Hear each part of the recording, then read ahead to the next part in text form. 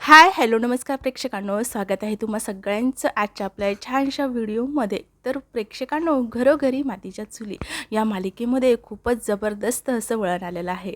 तर नेमकं काय झालेलं आहे प्रेक्षकांनो, तो न्यू प्रोमो आलेला आहे आणि त्यामध्ये असा काही ट्विस्ट आपल्याला बघायला मिळतो जे बघून आपण थक्कच राहतो. तर नेमकं काय झालं बरं असं, तर चला जाणून घेऊया.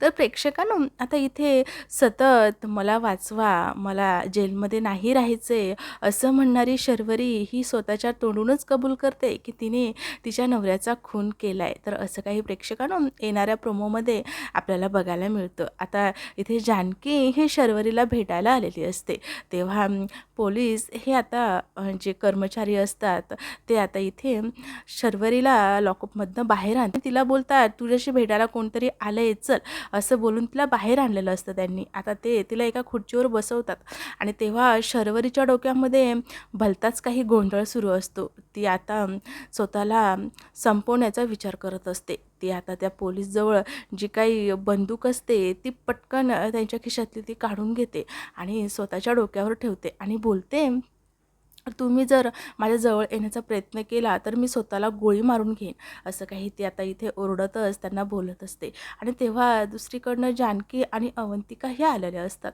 आता शर्वरीचं हे असं काही रूप बघून इथे जानकी शर्वरीला समजून सांगण्याचा प्रयत्न करत असते. ती बोलत असते, वंसा, असा काही विचार देखील तुम्ही करू नका, आम्ही तुम्हाला या सगळ्यामधनं बाहेर काढणार आहोत.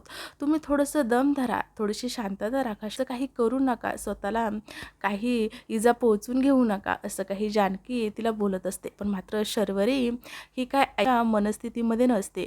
तिला फक्त एकच असतं तिच्या मनामध्ये की तिला स्वतःला संपवायचं असतं.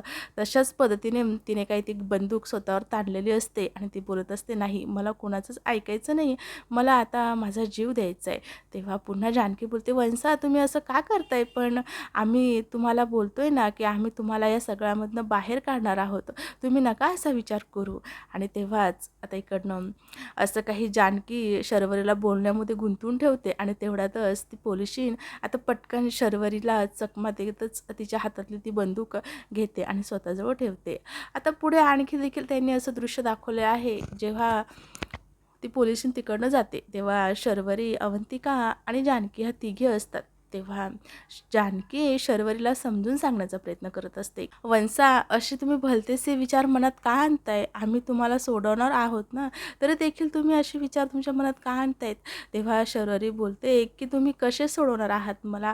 अगं, माझ्या नवऱ्याचा खून मीच केला आहे आणि तुम्ही मला कसे सोडवणार आहात? तर प्रेक्षकांनो, रातोरात असं काय झालं की जेणेकरून शर्वरीने स्वतःचा गुन्हा हा स्वतःच्या तोंडूनच कबूल केला आहे की नेमकं तिच्यासोबत जेलमध्ये असणारी ती मुलगी, तिने तिला काय भडकवलं आहे का? हा राहुलचा प्लॅन आहे? प्रेक्षकांनो, नेमके असं काय घडलं हे पुढे आपल्याला जाणून घ्यायची खूपच उत्सुकता आहे.